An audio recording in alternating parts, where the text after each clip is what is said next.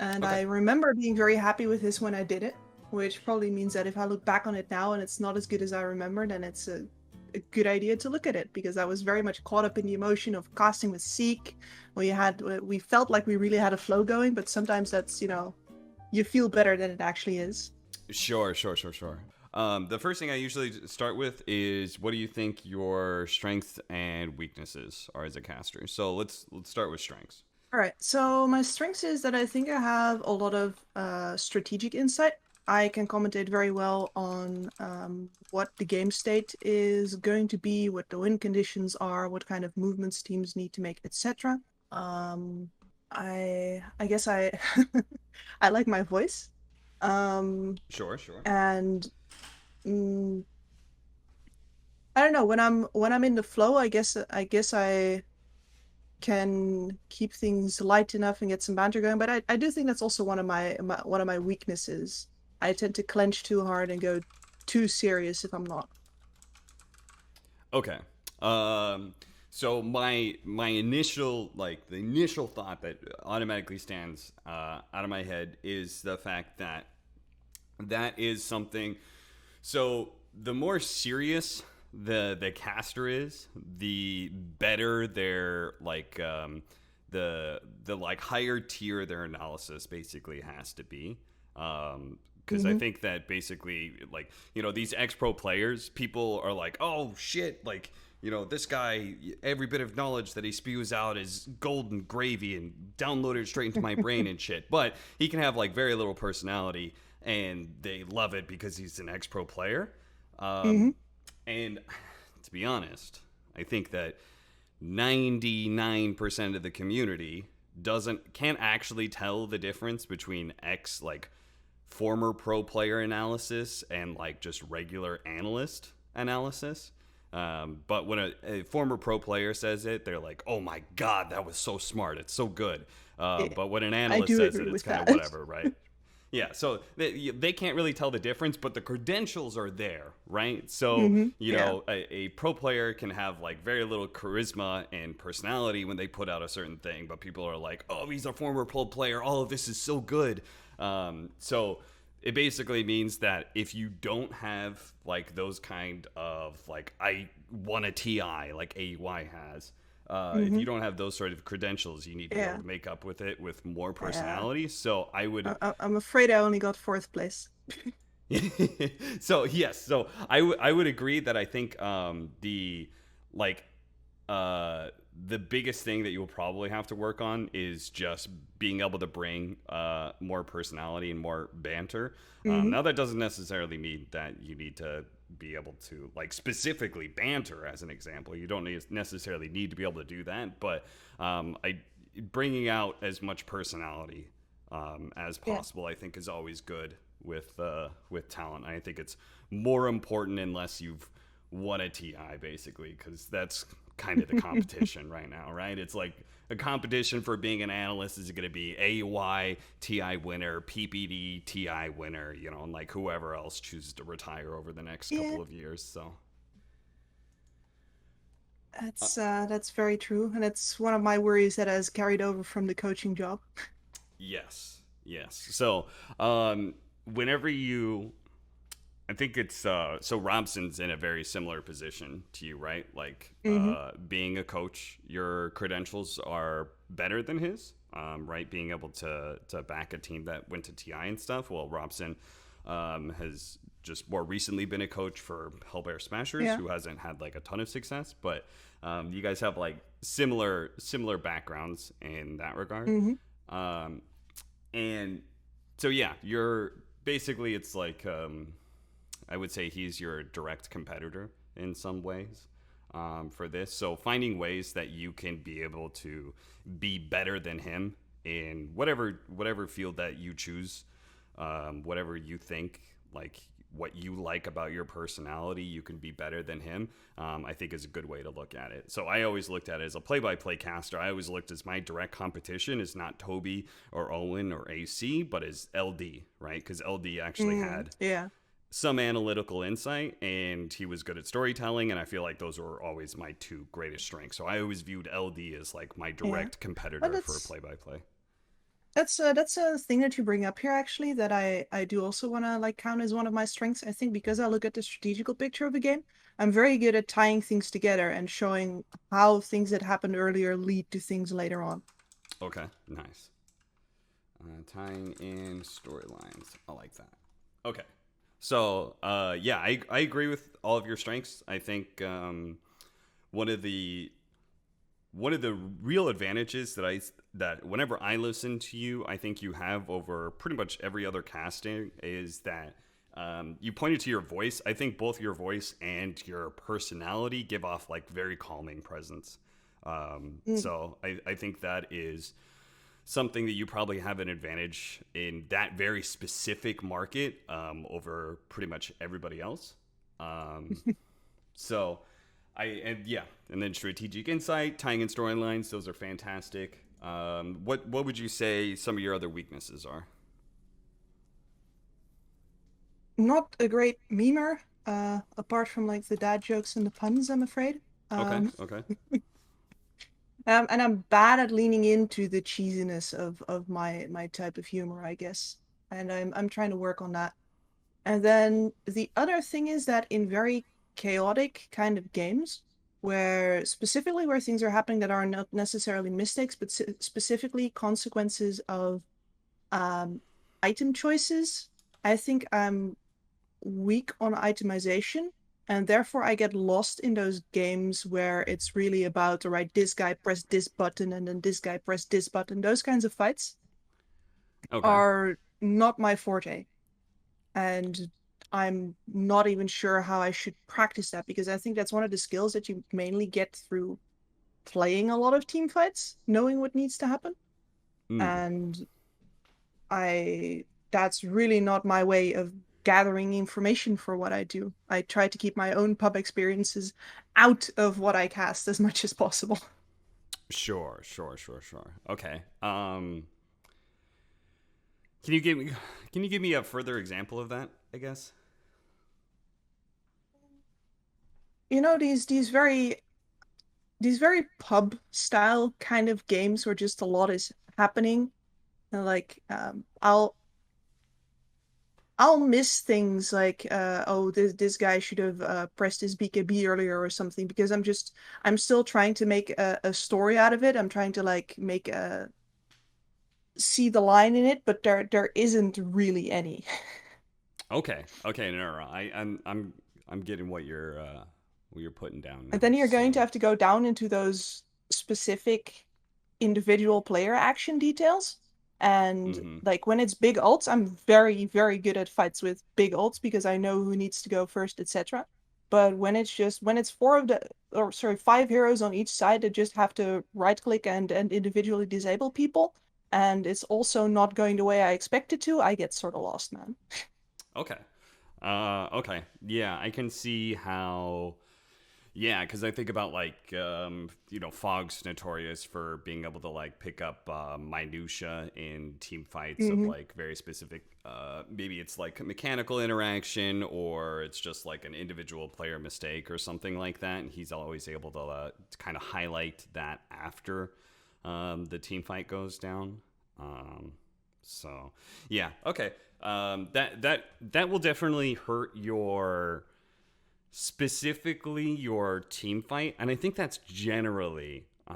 Correct me if I'm wrong, but I think that's generally where your weaknesses are mostly going to line up. Right? Is that your overall storytelling is going to be great, but the combination of like your rather calming voice, your let's say very not over the top mannerisms, right? You don't have like a Hmm. really big personality in that regard. That when it comes to the hypest moments, that I think all of these things are going to kind of come to a head, right? Does that Hmm. make sense? Yeah. Okay. Yeah, I think Uh, so as well. okay. So let's listen back to some of this. So I think that is probably what I'm going to be looking for in this game. Is looking Hmm. for some of the team fights, and because that is the thing, right? Is that ultimately a lot of this is, well, I mean, ultimately esports in general is entertainment, And the things that people find most entertaining is usually big team fights and stuff. So I feel like that's probably where we have to shore up your strength in that regard, and we could just kind of like listen to it and see if we can find a way for you to fit your style into this. Yeah, I'd absolutely love that. Okay. All right. Cool. So let's go ahead. I'm gonna just Yeah, start the both of these in the cast switch up. It's and skip ahead a little bit, I wonder. maybe a lot of it. one of the big ways to stop off an invoker's tempo in this part of the game is getting out. Actually, real quickly, I always like listening to intros. He's got his options, and if I if think he's fast on intros are always The team fights. they're one of my personal like Tease, right? Get that online a little bit favorites. faster. Whether he thinks a BKB is straight up is just the better option here as well. I think there's definitely some room for improvement here, some room to adjust, I should say, and take it in a different avenue. But the puck into Invoker seems pretty convincingly heavily favoring the puck. Well, heavily, but favoring the puck. Yeah, especially because of the same thing that favored Young G the last time around as well, that most of these disables that are coming his way are going to be telegraphed. We talked about the axe, of course. You can always dodge the call. You can play mind games with that if you're the axe, like jumping and waiting on This is calling. game 3, right? Yeah, But there is a sound cue. Nice. If, I like the fact that I you do- tied it it's not back into necessarily previous necessary for the puck to immediately dodge it either. previous games in this series. I always like that. And That then, of always course, yeah, feels very Invoker, nice. very telegraphed as well. Lots of ways for Like Supreme to in general, weaken it's himself in and out I of the view a game. best of And three he always too as is an going as to an have a couple result of other heroes like the with him games that are going to before. be very good at pushing Yeah. out the waves and It forcing develops its own Hellraisers meta. to I mean, show. I'd really like to cast the best of Yeah, five no, that's a sometimes really good because idea. especially Amar developments in this the time, draft are so juicy if you know what to look for. He can be an active initiator, but definitely not on the same lines as a Mars, right? So, Mars, ideally, he's your So second I one. haven't listened enough to your casting to know this. Do you frequently do callbacks? So when you set up, you talked about this draft in like comparison to what has happened in the previous game. When it comes to these team fights that we're going to be watching later on, do you frequently do callbacks to like this is what we talked about? Like Yes, okay, very okay, often. that's good. That's good. I think that is probably a really good way to highlight your specific analyst style is just being able to reference the storylines that you have set up in the first place. I do the same thing as a play-by-play caster because I'm so focused on storylines. Like I feel like callbacks are always a good way to draw attention to that. One in gets a great arena off once people have clung together. Big important win Okay, for them here. so is going to give. Let's cut ahead. Oh, that's to... a second death. He's gonna have to walk back now to one of the lanes. Painful way to go, but Supreme's coming in with the double damage. Okay, so what I really liked about that is you kept it short and sweet. Funny little comment, painful way to go. That was nice. And then you kept it really short and said Supreme. Yeah, Supreme was coming in with a double damage. So I actually wish, well, most analysts tend to keep their points too elaborate. I actually wish that you had actually elaborated a little bit more on your point because I feel like you could see what was going to be happening, right? Which was that Hellraisers was going to take this fight, but Supreme was coming up behind them with the double damage room. And I actually wish that you had taken a little bit more air to be able to say like, because when you said that, I didn't fully grasp the gravity of the situation. Right? Yes. You said he's coming in with a double damage. And then I see this Invoker and stuff, and I'm just like, where's the double damage? And I was like, oh, it must be on the opposing mid laner. And then there it is. All of a sudden, I see Puck with this double damage, right? So I actually wish you leaned into the impending the threat of doom. the situation. Yeah, exactly, right? It's like you know like the way you say that, even if it's like a little bit more drawn out, just that phrase of like, but Supreme is coming in with the double damage though, you know, like, and really like lead into the oh shit, this could really be happening. Even just that tone will help me out a little bit more. But I actually think that you sold yourself short there and like tried to give your you tried to give Richie, you know, like, Yeah, which I've worked on this. I talk too much. okay, so that's good. You did a good job of keeping it short, but just make sure you don't go over the top there, because I think at that moment, if you had told me like, you know, they're going to try and force this fight, but Supreme's coming in behind them with this double damage, like just a little bit more context, and then we could have seen that play out. It would have been like, mwah, perfect, right? Because then you look great. You basically told the audience, like, what you're about to watch in this team fight is not the full extent of the story. Like, watch for the boot that drops at the end. You know, watch for that turn that's going to be happening. And I think, let me go back here. Do you, as an analyst, ever jump in to play-by-play at all, or do you just let your play-by-play take all of it? I tried to jump in sometimes. I think in this fight, like, I think this was one of the more. I noticed that Supreme was coming in with the DD, but then the rest of this is pretty chaotic because this is one of those without big ults being dropped, right?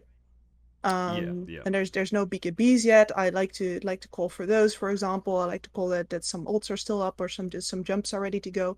And none of that was really available in this one. So then I usually stay quiet because I feel like I'm gonna miss things that I should be saying afterwards if I talk now, and I'm trying to focus as well.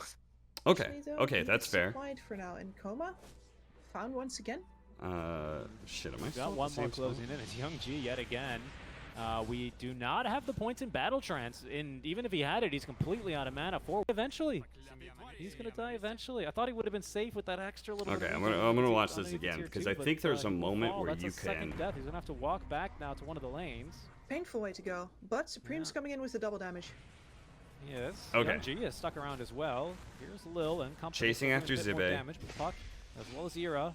So Okay, so I think in this moment, Richie is like the fight is kind of weird, and I think that from sometimes as an analyst, you can bring drama to a team fight. So Yes. even as Richie is talking here and stuff, I think if you jump in here and just be like, and there's this double damage, you know, or you know, now the puck's here, or something like that, of being like, you referenced, you alluded to it. It's like, it was a bit of foreshadowing. Supreme is coming in with this double damage, and then if you can just jump in There and be he like, is. boom, there he is, you know, and then like, you know, reinforcements even coming. better. First dunk though from Rezo is going to be onto If you Shibit. do that, all misses because of the tornado, and they end Look up at this winning the damage fight, here. which Onto the they Invoker, do, right? completely Yeah, out of they mana, smash now this out of fight. HP. Amar is here just to secure the kill.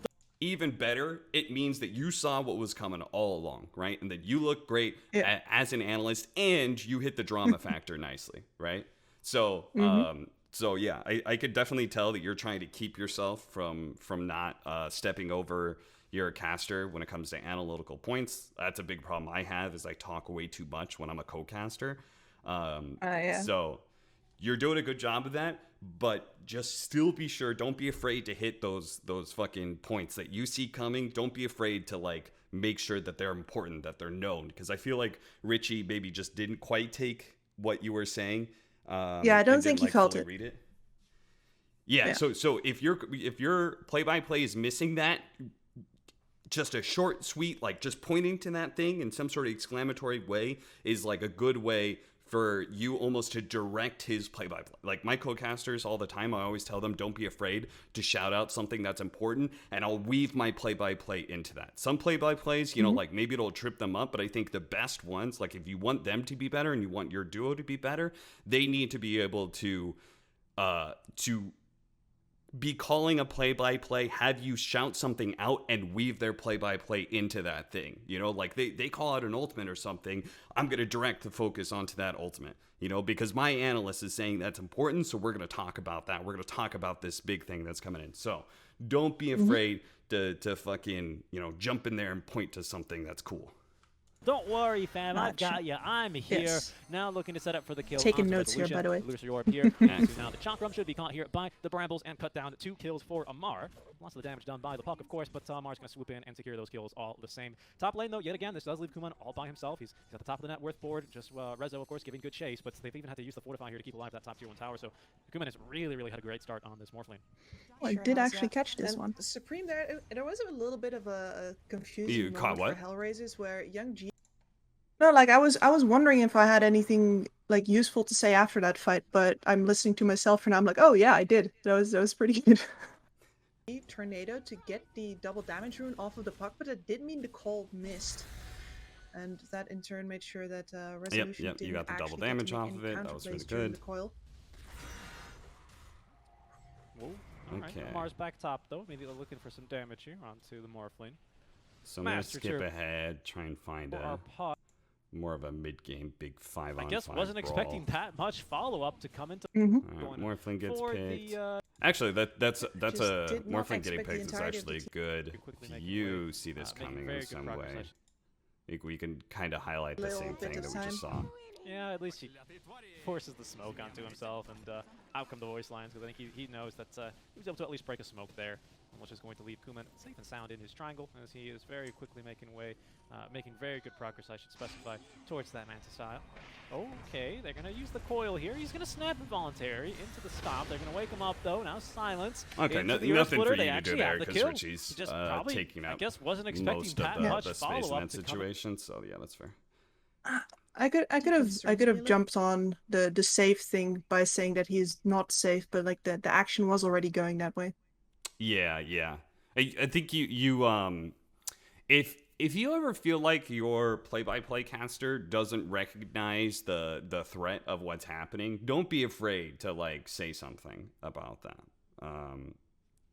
I don't know if that actually applies to that situation or not, but you know, even just being like, they do have 5 here, like you know, Yeah. this Morphling is expecting, you know, just it's a couple heroes, and all of a sudden there is actually all 5 rotated into his triangle. But ideally in You this know, match just where you have such any a, times you an feel like important game, you want your to have some play-by-play net doesn't worth, no. recognize the gravity of the situation, Nope, don't be couldn't afraid to even like go in highlight and it. forming in before the Yeah. Um, Again, I'm more likely to do that in strategical Are here. situations where I see like They really I don't don't know, want to like go on one lineup Hellraiser has swing. a triple BKB now, and you know the other side can't do anything anymore, and the mhm. play-by-play is sort of like, oh yeah, I guess they have 3 BKBs now. I'm definitely ready to go on those moments. Okay. But for ganks,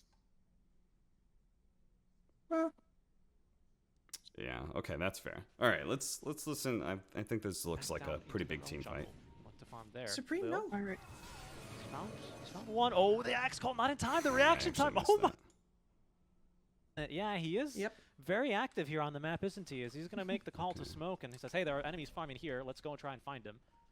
But I think Chicken Fighters, they also react to this information pretty nicely, and they're just going to TP everyone instead back down into their own jungle. What to farm there? Supreme, Lil, no. he's found Okay, that was one. nice. Oh, the axe call not in time. The react.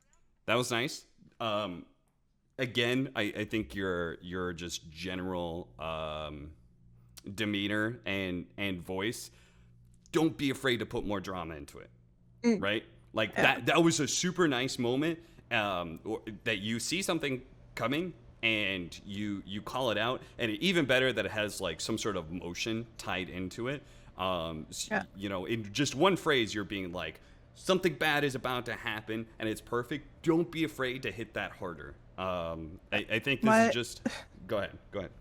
No, my best emotion is concern, definitely. Okay, that is good. That is something that we can definitely play into more. I think that concern is a really good way for, in general, casters, you know, like there's the current bias thing going on for casters. Concern is a really good way because, you know, everybody, like, it's empathy, right? Like, everybody has empathy to some extent, unless you're a psychopath. So being concerned about somebody is like an admirable trait. So I think the more you play into that, and if you can build drama into your concern, I would say just like a general voice acting tip, whatever principle I've learned is that when it comes to auditioning for some of these roles, the one thing that I have a hard time doing is putting more emotion into something. I always feel like it's being way too over the top. Do you feel that way? 100%. I mean, I have a lot of strong emotions. I mean, I have a lot of ADHD, let's put it that way.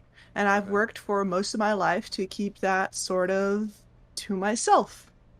And Okay. I'm afraid of what I'm going to say if I let all of that loose. I have and will in the future say stupid shit because I sometimes just lose that control. Ooh, okay. That is a really good topic. So I think that looking stupid in front of the audience is something that holds a lot of commentators back in general. It happens with analysts all the time, where basically like, okay, I'm gonna use Kyle as an example here. What Kyle does is actually the exact opposite. He's never afraid of looking bad or stupid to the audience. Maybe he is at some point, but Mm, for the most part, he's okay with looking stupid to the audience. So he makes grandiose statements, right? He says there's no way they can win this fight, right? Whereas other analysts will go, well, I don't want to appear wrong. Like, it's possible that they can win this team fight, but it's very yeah. unlikely. And they start going through the So various situations of where a team could win a team fight, but it's yeah, I unlikely, like and to here's the play reasons out why. the two paths. I usually make two. Yes. Okay. So I think that is a good trait for an analyst to have. But at the same time, I think the entertainment side as well as the commentating side, you can't be afraid of just showing who you are to the audience. Some people will reject that, and that is just life. Hmm. But I think the most successful people in the commentary game are people who generally just put themselves out there constantly. And yeah, sure, it helps that they have the charisma to be able to back it up, like Rich does, for example, right? But they just put Hmm. themselves out constantly, and people will gravitate to them because they, see their personality and they see something about that person that they like. So I think in general, this is something that you'll probably just have to work on. Do not be afraid of being wrong, and do not be afraid of putting yourself out there for these things, because Yeah. I think it is so important for a commentator to just be free and not be minding like the constant, like the back of your head, like you're gonna say something wrong, and what if you're wrong about this thing. You make an analytical point, and Dota's a Yeah. complex game, so somebody has some counterpoint to what you're saying, so you try and address that before anybody even brings it up. Like, that Oh is yeah, I do just that all the time. clutter. Yes, I do it too. That is just clutter that you have to just let it be. People are always going to be able to nitpick your points in Dota, because Dota's not a black and white game Yep, whatsoever, right? absolutely. Yeah, I can say that Spectre is a better carry late game than Crystal Maiden, and there's going to be someone out there. Well, actually, you don't know about Aghanim Scepter Crystal Maiden with BKB. If Spectre sits in that the entire like whatever, man. Like Yeah. like you can There's always always counter ifs. my yeah. There's always a if and or but that somebody can put into whatever point you make. So you gotta just be able to let that go as much as possible. Um, Yeah. yeah. Sometimes I worry though that I'm not big enough to be able to afford to be wrong, and that me being wrong is going to stand in the way of me because the nitpickers will, like, if especially if I do it more often, the nitpickers will get some traction. Like, yeah, it's true. She says a lot of wrong stuff about this and this sometimes. I'm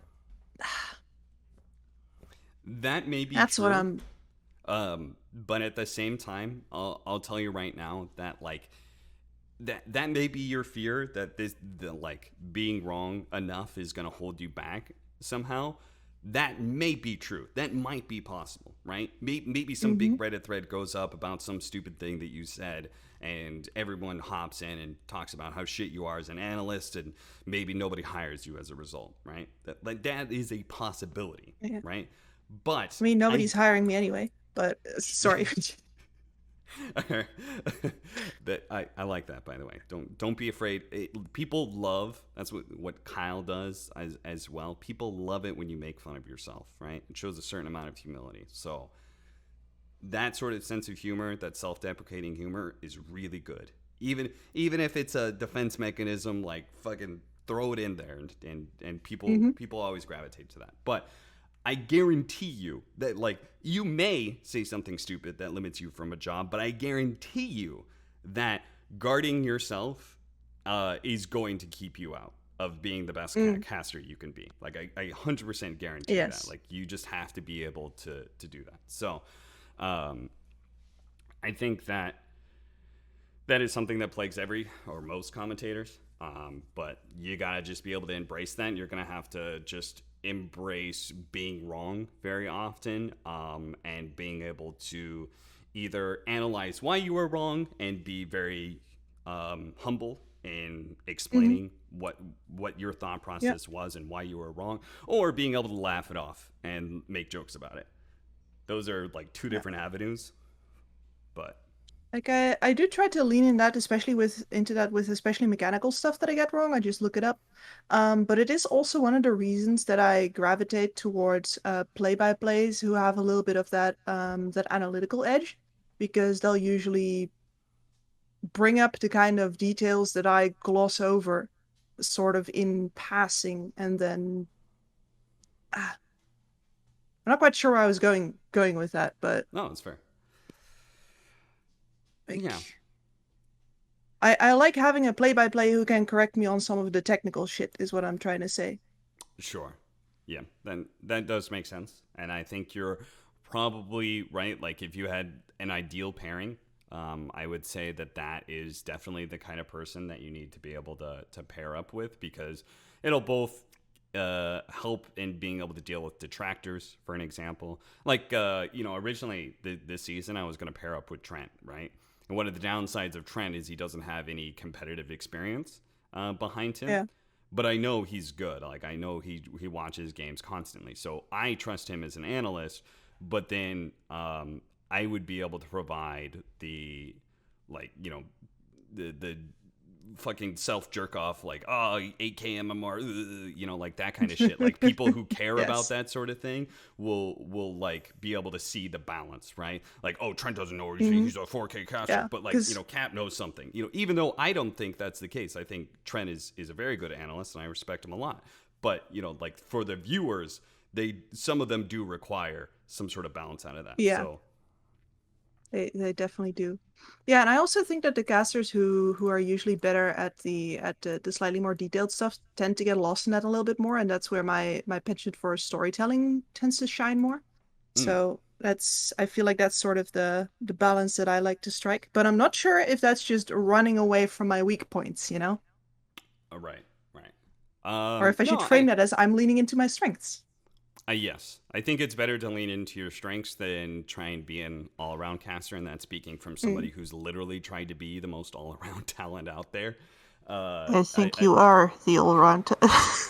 Well, thank you. It's just, I think it's sometimes much better to just be able to have clear strengths where you are the best at something, rather than being a jack of all trades, because casting is going to always be a game where people are really gravitating to Suns fan right now, right? That's because he's the most entertaining play-by-play that, like he takes the casual jokes approach, right? And there's some people who really gonna like that. All those people are going to hardcore back him, right? And but if he tried to play the middle ground, then it wouldn't be like, he wouldn't have that kind of passionate fan base behind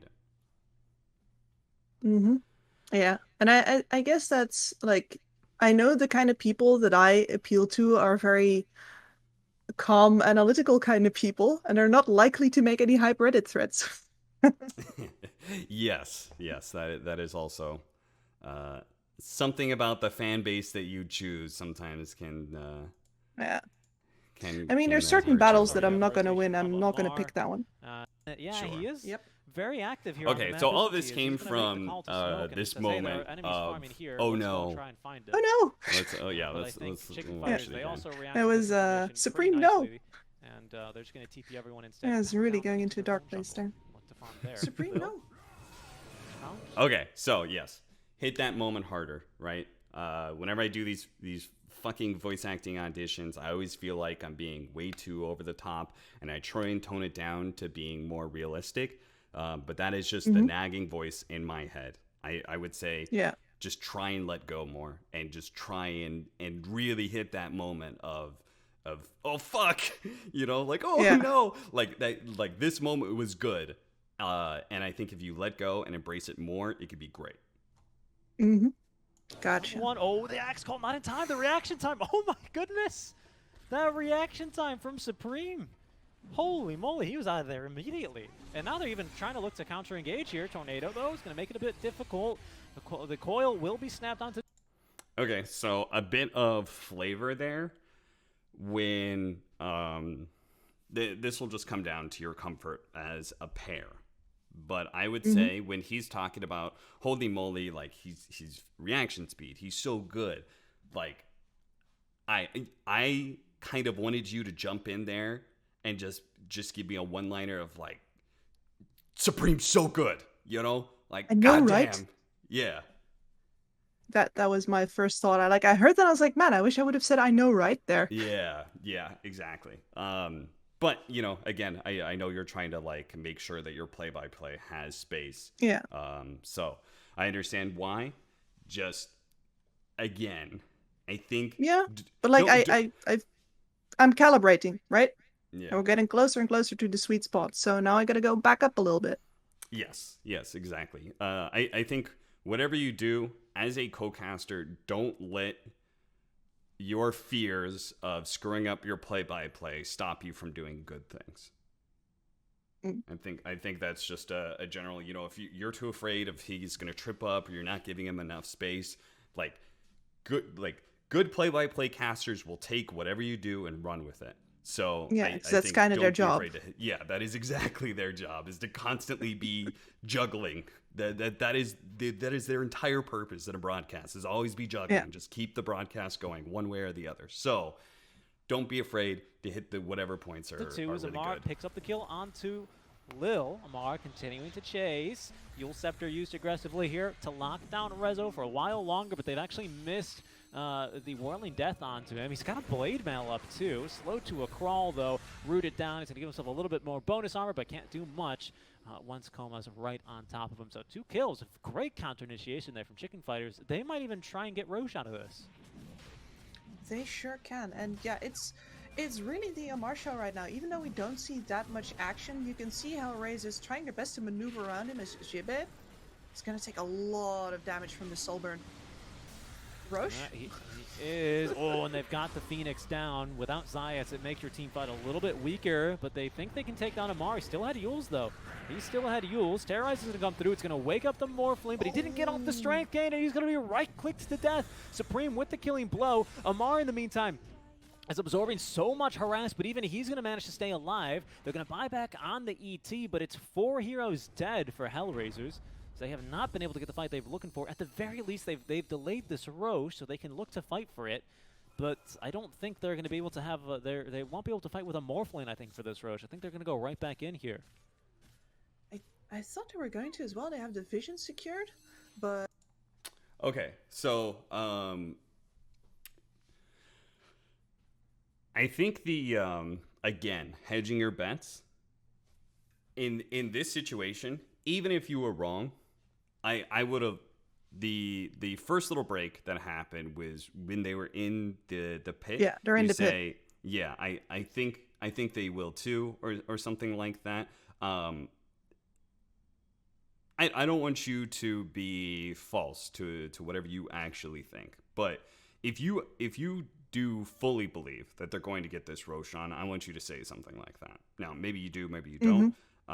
But like, if I wanted to be able to hear, like, yeah, this Roshan is theirs, and right now it's the Amar show. Like, I want to hear you're saying good things, but I want to be able to hear like more emotion and impact out of what you're saying, right? The content, if I just write it down, it's very good stuff. It's very hype stuff. Like, it's just the Amar show right now. Like, that is a good line. Like, he is just, like, they have to work around him constantly. He's always in their way. Like, that is good stuff. I just need to be able to feel the emotion coming from you about how passionate you are about Amar and what a great game he's playing. I need you to be able to project that emotion to the audience more.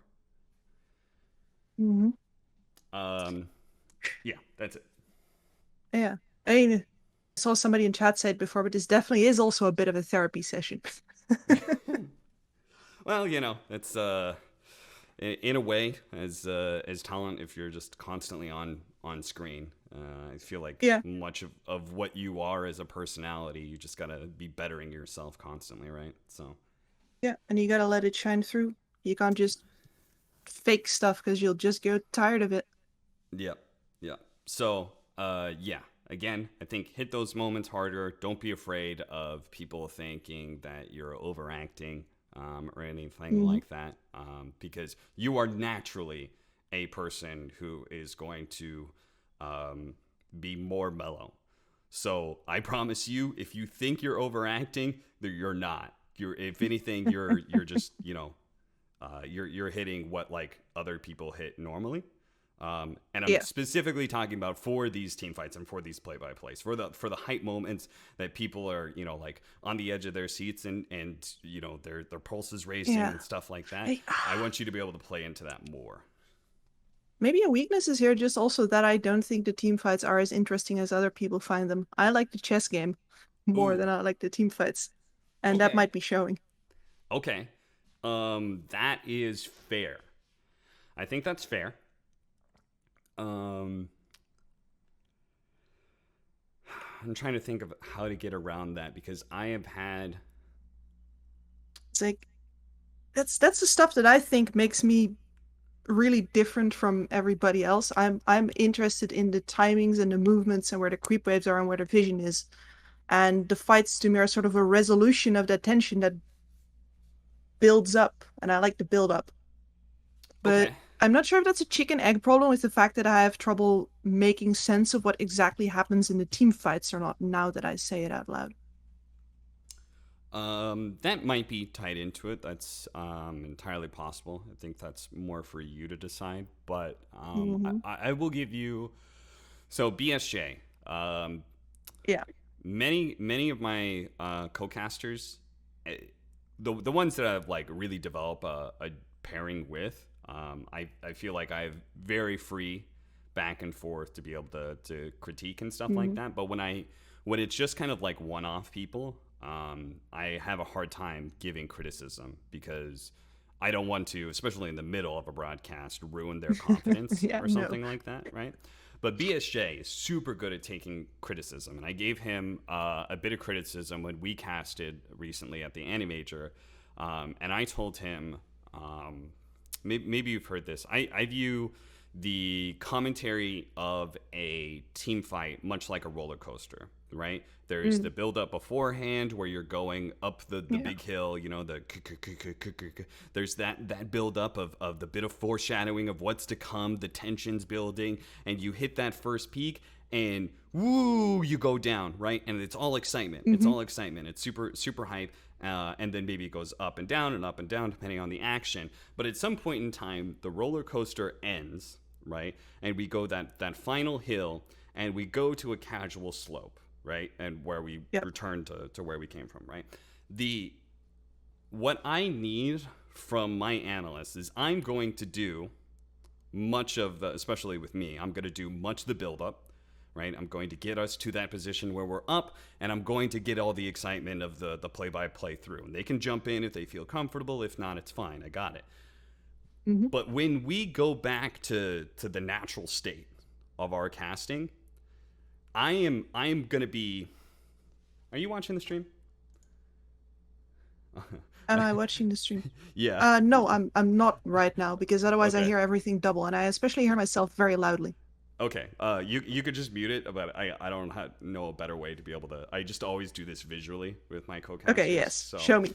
right, the up and down, up and down. When I'm coming down from the broadcast, I'm about here, and that's usually where I'm gonna stop. Right. Sometimes I'll play it out all the way, but like I think it's best if I do this excitement bit and then I stop somewhere in here. Right. And we want to get back down to here, and I need you to catch it. I need you to catch me Mm, halfway yeah, through. I need you to be able to come up to my energy level and then level it out, right? yeah, That's yeah, just yeah. always the description that I do with my co-casters. So I I need you to be able to do that with whatever you're doing with these team fights. And it may not feel natural, but it is just going to add just a bit more. Because I think, again, you say you like all these other parts of the broadcast, and that's going to shine through. So we got to hit those team fights harder in some way. So if you can just add to this roller coaster in ways that you can, if you can reach up and get to my energy level and then bring it back down to the natural state, that's going to feel really good for the because back and forth. normally the play-by-plays that I work with always want to like do the outro of the entire team fight by themselves, and then they'll ask a question at the end or something like that. Sure. And I think I could ask them to not do that. Yeah, I mean, if you feel comfortable, like it's just a way for you to get involved into more team fights and give more energy to this. But yes, I like that. I think in general you're just going to have to find a way to find team fights more exciting, because it is it's like the fucking gladiators and shit. Nobody's watching in ancient Rome the gladiators fight for their sick swordsmanship and the parrying that goes back and forth and look at that sick dodge. No, they're there for the fucking blood. They want to see somebody goddamn die, And like that may not interest you. You like the sword play, but it's like the common viewer is there for the blood, and in some ways you got to be excited about the blood as well. Otherwise they can't really connect with you. Gotcha. I'll think of something, but that suggestion of like at least the sort of the last part of the slide down, that's a very good one to tie in there more and to force myself to just what do you call it, reach up? Yeah, reach up to that energy level. And then that can naturally lead you, because the part that's nice about it, because BSJ would always come in. Yeah, so they the thing about that is they had those BKBs that we were talking about or whatever. Like that's how he would just follow it up after I just got done going up and down and up and down and oh my god. And then, it's because of those BKBs that came in. And I'm like, Brian, it's like such a it's such a disconnect between our energy levels. Yeah. And you got to meet me there. So but what it does is it leads into whatever analysis he wants to do. So if you're able to fit that into whatever chess pieces you want to talk about. And it is even better if you can get excited about that. If you can get excited about the fact that, like, see, they hit this big timing and then they immediately took a team fight afterwards. That I can do. Yes, definitely. I think that's one of the parts that I do well. I'm like, you see these two BKBs. There's absolutely no chance for the Radiant here. Yes. Yes. 100%. And no, I think that's great. Okay, so I've been trying to keep these a bit shorter. I think we went over a lot of stuff. Yeah, we did. Okay, so yeah, and I think in general, one of the most important parts here for me in the end is going to be that you said that the things I'm bringing up are good. That is actually going to give me the confidence to project more. Yes, good. And to do all the other things that you discussed. Yes, I think, like honestly, Kyle is like the fucking worst and best example of this. I think in many ways you just got to look at Kyle and be like, how is that guy so fucking endlessly wrong and so confident about these things? How does he just go out there and say, I guarantee what's gonna happen, right? And I think in some ways you gotta be like, I'm gonna be like 10% more like Kyle. Oh god. I mean, there's the thing. I admire so much about Kyle. I've actually, when we had bad training circumstances and we could hear other teams like shout during training, I think it was at the Bucharest Major or something, I actually brought the Vega people over to tie their shoes next to where they were sitting, not because I wanted to hear their strats, but because I had a leadership problem. I'm like, listen to this man. Do you think that this team ever is questioning what they have to do? No. Yup, exactly. And so if you could just bring that sort of leadership that, like, we're going to do this is going to happen. Even if you're wrong, like, oh, well, it happens. Yeah, it does. All right. Well, thank you so much for taking the time for me. This was super helpful and super insightful and super motivating. Absolutely. My pleasure. I'm hoping this will help people out. I'll ask you in like a week or so Okay. Yeah. Just like after you do that casting, let me know if it helped it out at all. Yeah, will do. All right. Well, I will check back in. And thank you so very much. Yeah. Absolutely. And All right. well, I'll talk I to you will. later then. Yeah. See you later. Bye bye.